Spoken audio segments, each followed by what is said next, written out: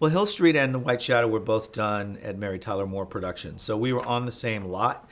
In fact, the production offices, we were on the first floor, they were on the second floor of the building that we were in. So, they were sort of sister, brother, cousin productions. And I saw the pilot to Hill Street that they had done and was just blown away by that pilot. And I was already directing. And Greg Hoblit was a producer on Hill Street and was aware of me as an actor and as a young director. And I think a friend of his and he had actually written an episode that they hoped, for my character, that they hoped would be done on The White Shadow, that was never done. But so there was an awareness there. So in the second year of that show, I got an opportunity to direct, and it was a show that I just connected to. I felt creatively, I just got the show. I liked what it was doing. It was totally groundbreaking. It was cinematic, and I loved it. So I got an opportunity to do an episode. It was a totally different experience than doing The White Shadow or doing anything else that was on television at the time.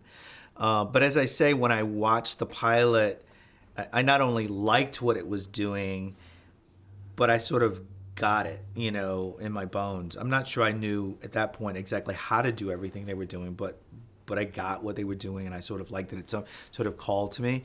And so much credit is due to Robert Butler, who directed the pilot of that show, and he just brought this incredible style and this sort of cinematic approach to doing it, with handheld cameras and what they called moving masters, where you'd go from one master with a character or something taking you to a whole other scene, and things were just connected, and there was a fluidity to it, and the lighting was sort of down and dirty lighting, and so he really was a huge influence, I think, on me and on a lot of young directors in our company and in our group, at that time. So when I came into it, Bob Butler had done, I think he did the pilot, then I think he did the first 3 or 4 episodes of the new season, and so there was a lot to sort of draw from. Everything took off from there. So yes, I had to learn about that, and that show was a very well-produced show, so that when you came in to direct, you didn't just come in and they said, okay, here's the script, go direct it. You walked the stages with the producer. You talked about how you're going to shoot it. They talked about what they did. They talked about the parameters of how they approached it cinematically, and so there was a bit of an indoctrination there. And then you went out to do your show, and if you got it, and you could bring something more to it, and you got what they were doing, obviously, and they bring you back and you do more shows. But it was the kind of show where you could flourish in that way, and where you were, and the stories, of course, were fantastic. The writing was great.